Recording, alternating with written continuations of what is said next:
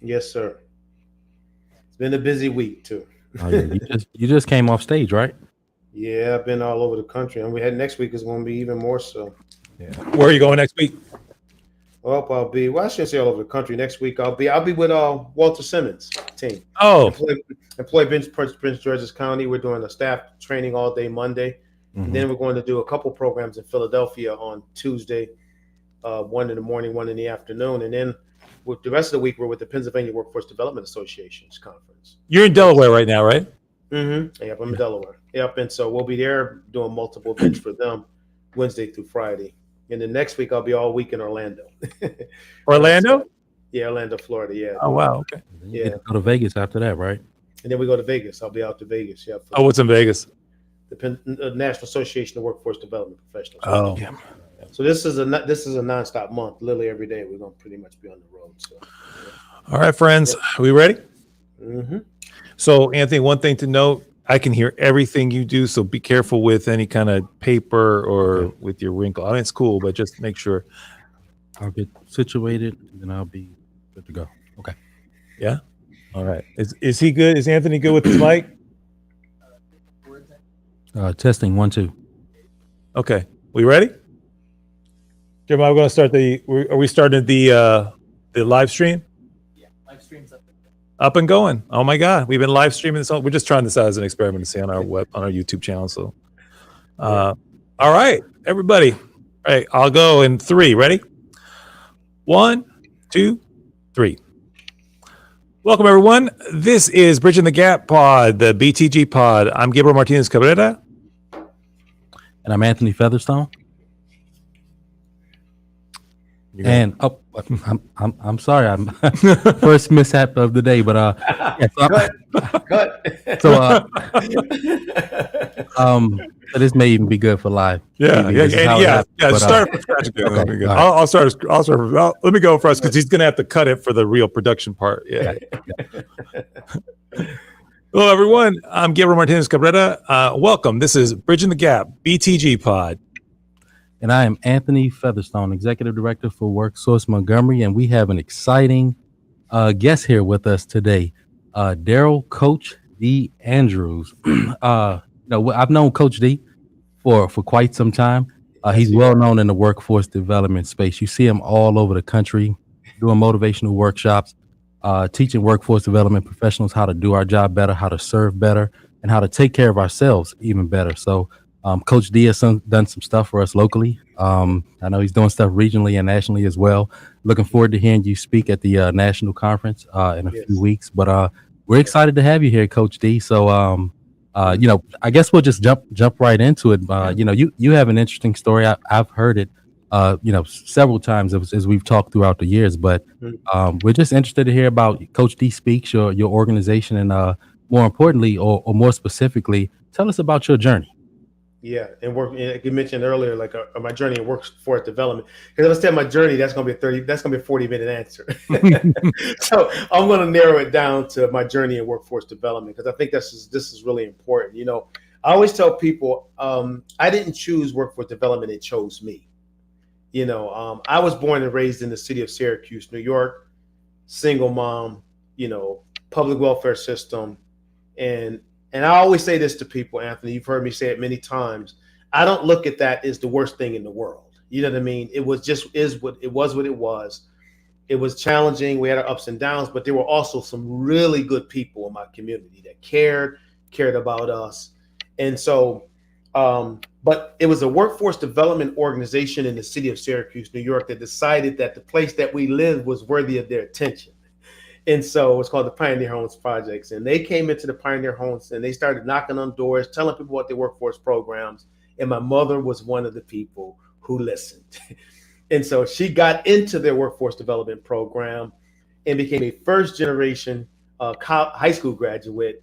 And that workforce program did not stop with her there. They helped her to find employment. First, it was with John Deere Tractors, and she was laid off from that.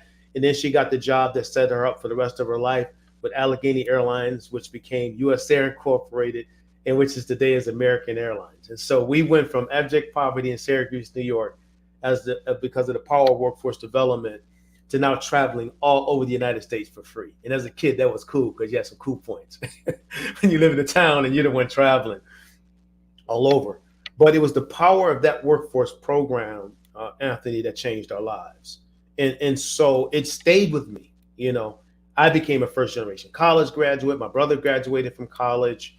And today I'm a father with 4 beautiful children, been married 27 years. I started in corporate America, got into workforce by starting my own company, getting involved with WIA, Workforce Investment Act. And all of that is a result of the great work that people like you and your team do every day. So it pulled me in, man, because I want to see as many people benefit from this industry as possible, because I know what it did for me, And so today I'm a consultant, trainer, speaker. I've authored 9 books and writing 2 more. I get to travel all over. I literally get to travel all over the world. And I love what I do, but I look at my work as mission. I'm making a difference. That's what I believe. I have a team of people. We all feel like we're making a difference. And so, workforce development, I think, is one of the greatest fields in the country, because it really helps to empower people through workforce to create the kind of lives that they want. So, I'm in it, and we've been doing it a while, and we're just going to keep going around the country, impacting as many people as we can. Has your work changed with COVID? How has it changed? And maybe also, like, how do you see the workforce changing? I guess maybe we'll start with that. Maybe, like, from your perspective, like, how are you seeing the power of what you bring into people? Like, how has it had to change to serve people, either during COVID and now coming out of COVID? And I'd love you to really, if you could focus on how that answer really relates to underserved, marginalized populations, Black and brown populations, if you can. Well, let's just first of all say, and I'm always clear on this, man. I mean, the last 3 years have been the most challenging of all of our lives. I mean, this pandemic was no joke. I mean, I personally lost 10 friends to this virus. Many others have. So I don't want to underestimate the trauma that people had experienced and still are experiencing as a result of this pandemic. And I would say, like, for instance, with workforce development professionals, workforce development is kind of tasked with getting America back to work. But many of the people who work in the facilities had trauma, you know what I mean? Dealing with, taking care of their kids and taking care of their families, watching their parents die. So we can't literally, and friends, just look at it like, well, this group of people is a little separate from everyone else. We all were exposed. So I just wanted to put that out there, how important that was. As far as the impact, the first few years, it was difficult to connect with anybody. You know what I mean? I mean, there was so much fear. I mean, people were fearing if they were going to die. They feared if they touched, wipe down your grocery bags. I mean, it was crazy when it first started. So the traumatic effect was just overwhelming. So connecting with people for the first 6 or 7 months were almost impossible. And then, trying to get now, okay, we're used to people coming into the job centers and working with us. Now we're trying to connect with them on phones and computers, and and so, for instance, a lot of the Black and brown community folks may not have some of the technology type things that we need in order to connect. So now what do we do with that? So to the defense of people in workforce, man, that's difficult. You know what I mean? To now have to figure this out. But I'm going to say, from my experiences, what I've seen, yes, there's always challenges when you're talking about underserved populations, because it's just about reach, getting to people, connecting with people, things of that nature. But then also it's just, how do we get the tools into people's hands to be able to connect with them? So it was a challenge, I would think, to answer your question, to connect with underserved populations. Underserved populations had challenges with a variety of different things, including living situations. Like when we say go home and stay home, for some of us, that's fine. We may live in a 5-bedroom house with upstairs, downstairs, and everything else. But what do you do when you're in a 1-bedroom apartment and there's 3 or 4 people living there? How do you manage that? So, that dynamics is really challenging. But I found, from what I've seen, I can say on at least 85 to 90% level, that people were making all kinds of adjustments to try to connect with populations. People were partnering more with your community organizations to try to connect with populations. And I would also say that people were trying to reevaluate the way that they operate in the way that they interact, and even the way that they see people during this pandemic, because there's a lot of research out here now as far as how we're connecting with various demographics, and people were trying to really rethink the way they went about that. So if that, after we got through the pandemic, it doesn't mean that we show up. Does it mean that we set up for operations in a place that's easier access for the population? I saw a lot of people do some really creative things. And so even though it's this population has always been a challenge, I would say there's a lot of folks out here trying to be really creative in making connections with underserved populations. And I think that's making a difference in the lives of a lot of people. Yeah. And so we talk, and rightfully so, about the populations that we serve, people of color, and how the pandemic has affected them. But one thing that we talk about, Gabe, you and I, a lot is taking care of the people who serve the people. Yep. Right. And I think sometimes we can forget how hard it is on the practitioners, the case managers, the instructors, the teachers, and so forth. And even us as leaders who may not be providing direct services, but spend long nights and weekends trying to get better at doing what we do and serving the people. So one thing, Coach D, I've seen you, I don't know if it's a shift or maybe it's me, more so just me becoming more aware. But Coach D, you've pivoted and you focused on self-care and wellness for workforce practitioners. And we've been witness to it. You came in and did an awesome workshop for WorkSource Montgomery staff. But just talk to me a little bit about that program, why it's important, and maybe some of the effects that you've seen from some of these workshops with some workforce organizations that you worked with kind of throughout the country as a result of the pandemic. So interested to hear about that. Well, thank you, man. First of all, for noticing. I appreciate that you noticed that I made that shift. But let me say this, if I can, Anthony. I don't know if it's necessarily a shift or just kind of an expansion of what I've been doing all along, because I got a little bit of history going on here, historical thing going on, because I was the last keynote speaker for the National Association of Workforce Development Professionals before COVID hit.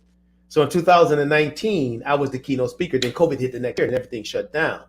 So I'll always kind of be in their annals of history because of that situation. But when the thing I said on that stage that year was the most important people in workforce development are the people that are in the trenches. And if we're going to empower anyone, we need to empower those folks, because they now have to go and empower others. So what COVID did, what the pandemic did, was augment and highlight the need for wellness and self-care for people who pour out all the time. And so a natural byproduct of that was people said, we need to do something. And we were kind of already doing it, Anthony, and Gabriel. And so the calls just start coming in. We need some type of training. We need some type of coaching. I got to give Dr. Chris Laney some credit too with MC, because he talked about the thing of valuing people through his research, which is powerful. And our workforce is saying, you know what? You are absolutely right. And I said, great. I've been saying it for 20 years. I'm glad we're on board now. But no, man, we listen, there's just a couple of things to consider. You know what I mean? The industry, because of COVID, like I said, the clients have been challenged, but so have the practitioners, the staff. And so we have this thing we talk a lot about when we talk about secondary trauma response, where when a person, you're helping a person with trauma, you kind of can take on some of that trauma. And imagine a workforce development professional doing that multiple times throughout the day. All right. And then there's this term called compassion fatigue, where, which is not unusual for industries where people help a lot. And so now you got folks who have this fatigue because why? They have to be compassionate to tough situations all day long. So with that being said, you know, I always say one of our statements is it's hard to pour out when you're not pouring in. You know, how do you pour out from an empty tank? And so we want to empower self-care principles, and we focus a lot on the psychology of self-care because the reality is the person has to take ownership of it for themselves. We can't force people to do self-care. So when we bring it into the trainings and things like that, we're trying to equip people with tools to understand that I can do this job more effectively when I take care of myself. You know what I mean? When I have a time to go and enjoy some of the things I want to enjoy in life. When I, obviously physically, a little bit more on the exercise side of things, and then diet and eating right and all those things. And then also minimizing the stress in my life so that I'm not operating from a mode of anxiety. You know what I mean? I'm operating from a mode of opportunity to better serve this client. But it's hard for me to do that if I'm not taking care of myself. So we've had some phenomenal times with these workshops, man. And I tell you, I got I have so many emails from people, man. And this one, I like to say this is a kind of humorous one because this is not nothing to do with work. But one lady just recently emailed me. She said, "Coach, I have a much better relationship with my husband now." Because I'm making him a priority again. I said, well, I hope he was a priority before. She said, but she was so busy working that she wasn't spending time. And then she said, she just paused a little bit and said, that's important too.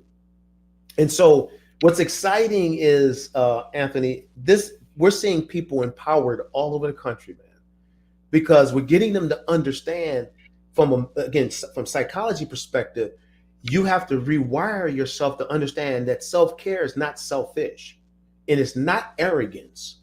What it is empowering myself through, rest, sleep, connection, exercise, all these different things so that I can be better equipped to take on the challenges that I'm going to face the moment I walk in that facility any given day. So it's one of the things I'm very excited about, man. I love to see how people being trained. I love working with your team. Your team had me on my toes, though. They're working in a very positive way. But I like to see how they responded. It was very positive how they responded to it, and many, many others throughout the country. So I think this is a topic that we can never let up on in our industry because it's needed. So let me know. So you were saying I'm curious. I can imagine that the kind of workshops you're doing and telling people to take care of themselves. I always tell our staff, we don't run a sprint, right? This is a marathon. It's day in, day out. You got to play the long game, and things. It's time to put stuff to the side and take care of yours, take care of your family. But I guess I'm kind of curious because you mentioned that, and then in the first question, I mentioned you were talking about how people were getting creative, and so I guess I'm just kind of curious, like, how do you encourage that creativity for folks in these jobs? Because they have to be creative, right? They can't just, phone it in and find one solution and that solution doesn't, I found the solution. Like the solution, there's no one solution because you've got a million customers or a million clients, or in our case, a million students, and each of them needs something a little bit different. So, because I'm curious, like, how do you encourage that creativity in the people that you're helping? And like, what would you say to people who do that kind of service? Like, how can they stay creative and about their jobs? I don't know. That helps. Yeah. Well, I'll tell you something, Gabriel, one thing we do a lot in our work when we work with organizations, and I don't want to make it all about that today, but we encourage the thing we tell folks to work with, and we call think tanks. And so let's say, I'm going to use Anthony's organization as an example. If you would, and it could be cross-functional too, which means it doesn't have to be like job developers with job developers. It could be job developers with case managers, but 3 or 4 or 5 people coming together on a regular basis and analyzing how are you doing things? How are we doing things? What are you seeing out there? What's maybe what's some best practices that you've come across? What they're actually doing is what, and the best way to describe it, because I'm a former athlete, is what sports teams do. You know what I mean? Where they analyze what they're doing, how they can do it better, what they're not doing right, what they can. So here's the thing, you know, you mentioned individuals, yes, but individuals are empowered collectively. And so I would not try to encourage someone to do anything by themselves. You want to connect with other people and synergize and learn and grow. And here's the deal, hold each other accountable. You know, like for instance, with COVID, I tell folks all the time, there's a term that I use quite a bit called disruptive innovation. And disruptive innovation is simply, now, if you look at it, there's a technical term for it, right? But from just a general basic, you know, operational type thing, in our history, we've only had several situations that caused disruptive innovation. Like we had the Great Depression. And with the Great Depression, it was disrupted. And what that basically means is that we had to shift gears because we had no choice. Anthony, I had to shift gears because I had no choice in my business. I had to, because we went from live programs to everything on virtual in like 2 weeks, you know? And so what I'm saying is that now with all that's going on, I think that now is the time for people to take that creative energy and say, how do we come up with new ways of doing things? That's the beauty of innovation. How do we better serve our clients with the tools we have, technology tools and things of that nature? And don't look at the disruption as negative. We want it to be what it was. You know, why don't we want to make it what it can become, or what it can be now? And that's what's happening. So you're seeing a lot of people are now think tanking and brainstorming, not just even within their own organizations, with other organizations, and saying, what are you doing? You know, how is it going over in your county? What are some new and creative things that you're doing? So the more people can come together and analyze how they're advancing in their work, the more creative they can be. But if I have to do it all on my own, then sometimes I can get discouraged, or I can be, you know, frustrated, and I don't end up doing anything. So I think that synergy is the key during times of innovation, where you're bouncing ideas off of one another. You're trying new things. You may have some successes. You may have some new failures. And the last thing I want to say is the most dangerous place to be is your unwillingness to change, because we now live in a time where change is inevitable, you know, and we need to embrace and live with change, because that's just the way it is now. Yeah, that's that's awesome. Yeah. So I'm gonna pivot a little bit, and so bridging the gap for me is about having meaningful conversations about how to create opportunity for all, right? Leveling the playing field for I'll say people of color. You hear me say that a lot. I was on a United Way panel yesterday, and we had a real spirited discussion about you know, how words matter. We use words like vulnerable. You may be under resourced, but vulnerable has a different connotation. But I'll digress. That's not where I was going. So Gabe, you all work in adult education. We're in workforce development, and we work shoulder to shoulder. And Coach D, we know what you do. I truly believe that the only way to be proactive in adult education and in workforce development, and to truly bridge the gap, is to start young, right?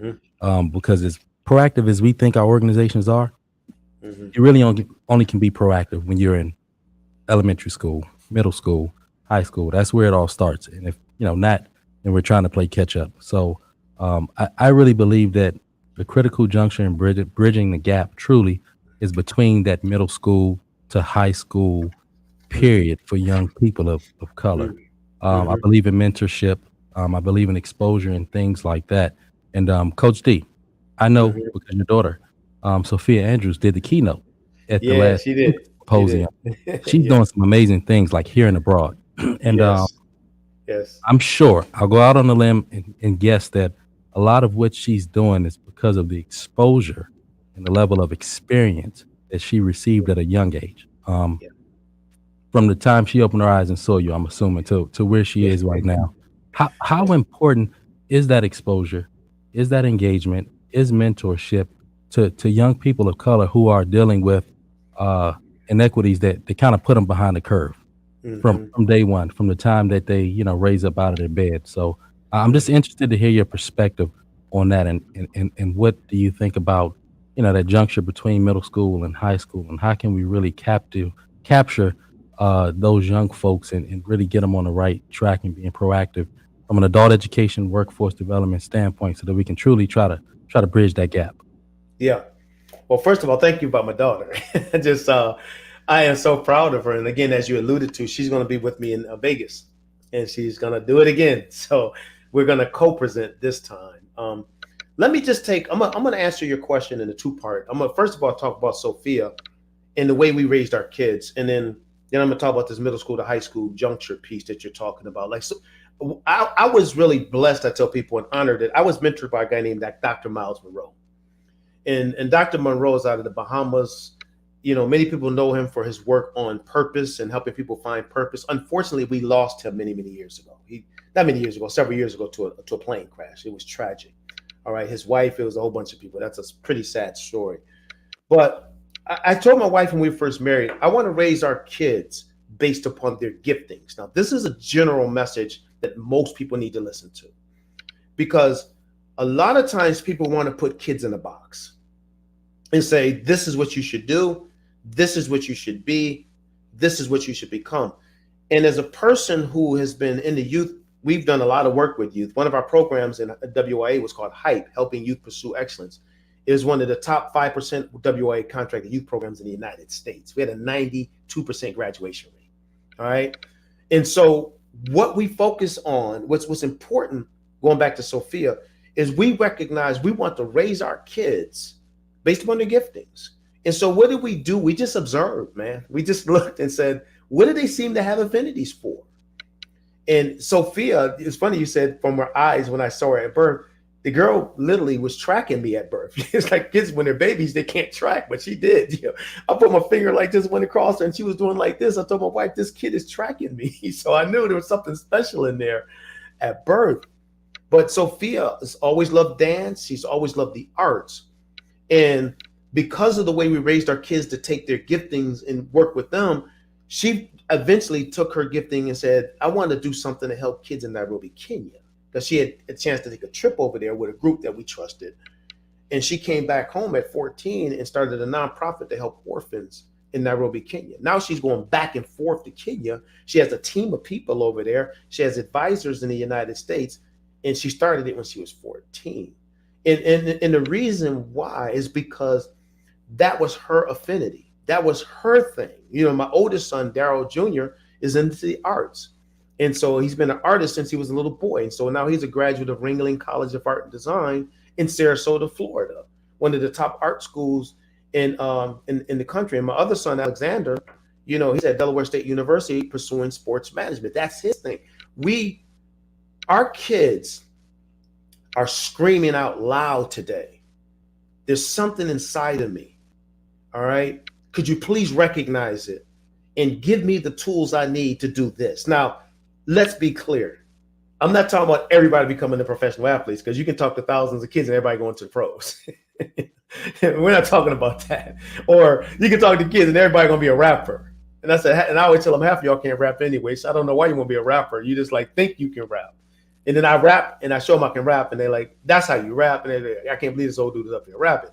But what we can do when it comes to our kids is help them identify their gifts, talents, and abilities and how to turn them into careers. I think that's a critical part that workforce can help with. Now, the middle to high school transition, I don't know if you know this, but do you know the ninth grade is the number one year for dropouts? It's like number one percentage-wise, the ninth grade. So if you don't get that kid in middle school, a lot of them aren't going to make it to high school. And if they don't make it to high school, their chances of poverty just increase like 75%. You see?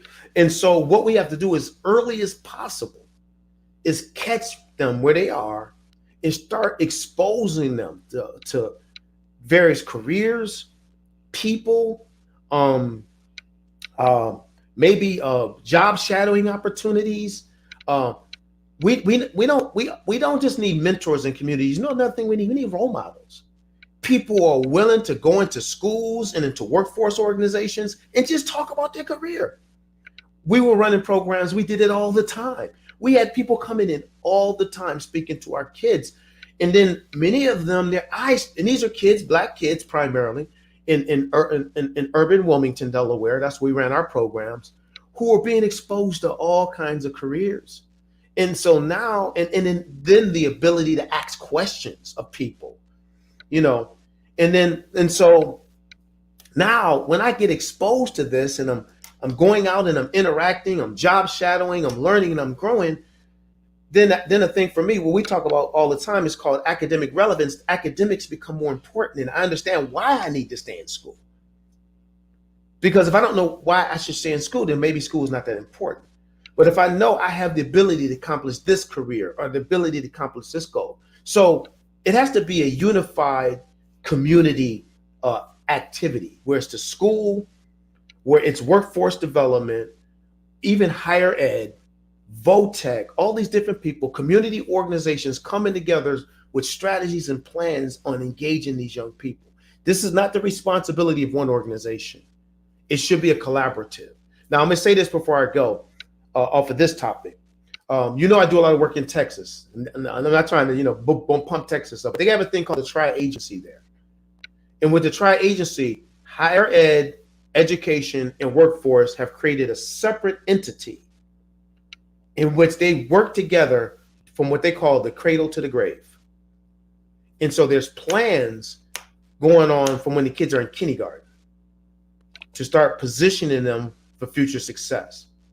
And I think it's the most amazing thing I've ever seen, because what you have are three key entities coming together, putting aside their own agendas and saying, what can we do to help these young people make connections to careers as early as possible? I don't know if Anthony, you've seen somebody just put on LinkedIn. I was down in Harlingen the other day working with some middle school kids.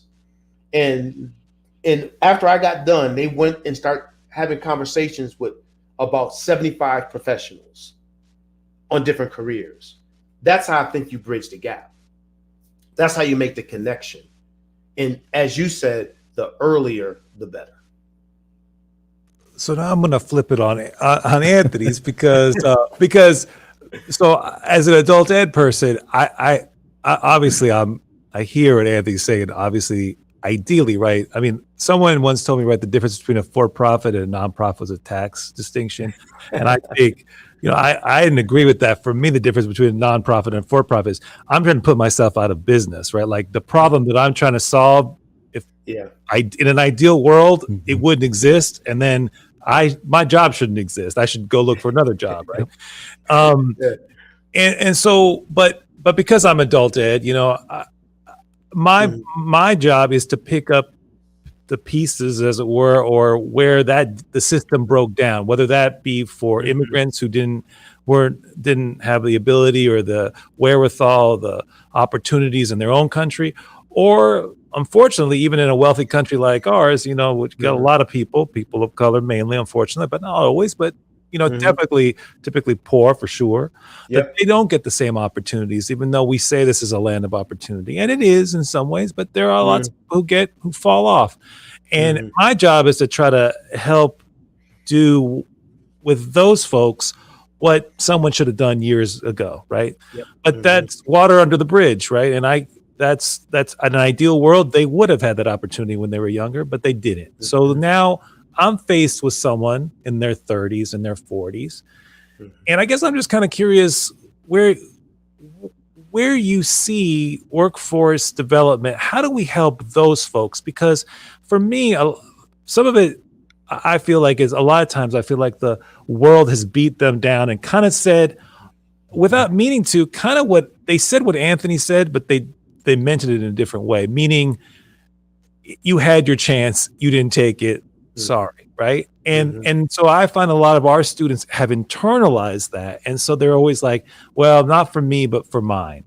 But the problem with that is that you're looking at someone in their 30s or even in their 40s, heck, even in their 50s, we're all working till we're in our 80s. And that's 20, 30, 40 years of potential, not only just financial, but just potential of growth, the communities they and then modeling it for their own kids, right? Like you model for your daughter, it sounds like you model this amazing, idea of workforce development and what that could do, an opportunity. And then your daughter took that on, right? So I guess my question for you is on the other side of it, how does workforce and education together, how do we change mindsets, not only for our students and our clients, but also for the rest of the world to say, not just for theirs, but for them as well, right? I mean, for the people we're serving. I'll tell you something. First of all, I love that question. I love what you're asking me, because if you can recall, I said my mom, had dropped out and went back to work. So she was adult ed. Right. Okay. And so that my experience initial with workforce was adult ed. She was the first one to get her GED. Right. So I'm right there with you. So I'm with you. But let me tell you what I'm just going to say from what I've seen and what I lived. The greatest thing, and listen, and I want to be very clear on that. I'm not the sage on the stage. I'm just going by what I see and the experiences. The greatest thing you give people in that situation is two things. One, support. And the second thing you give them is you give them support, but then you also give them relationship. And what I mean by that is that you interact with them, build those relationships so that they trust you, because they have trust issues because they've had so many disappointments over time. They need somebody that's going to stay with them through the ups, through the downs, through the highs, through the lows. I spoke at this conference one time. It was the most amazing thing. I was a closing keynote speaker at this conference, and they had, prior to my keynote, they had several people who had gone through workforce programs that were in the category of adult ed. Talk about, these were people that succeeded, landed employment, turned their lives around. And it was the most amazing thing. Matter of fact, I told the coordinators, why am I doing a keynote? That was the keynote. I said, you should hear these stories. Those stories with which we should close this conference with, right? And so, and then at my table, I said, did you all see what I just saw? And they said, well, what did you see, Coach? I said, did you catch that? They were like, no, Coach, you got us perplexed now. What do you mean? We had 7 people go up and share about how their lives were turned around, but they never once mentioned the organization. They mentioned somebody that worked in the organization.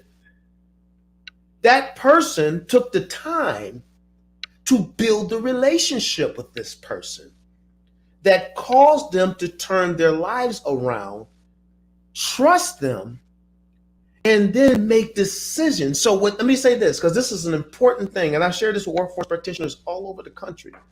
When you build that kind of relationship with adults and with kids, once you gain their trust, this is important. They don't want to disappoint you. Yeah. Right. You understand what I mean, Gabriel? They don't want to disappoint you, man. And so they're going to do it because they said, this person has proven to me that they care. This person has seen me, let's say, in my worst, but they still didn't give up. Real quick, my mom wanted to quit multiple times, and I'll never forget this. She hadn't shown up for it was like several days. The executive director, Anthony, I'm not asking you to do this, but the executive director showed up at our door. Right.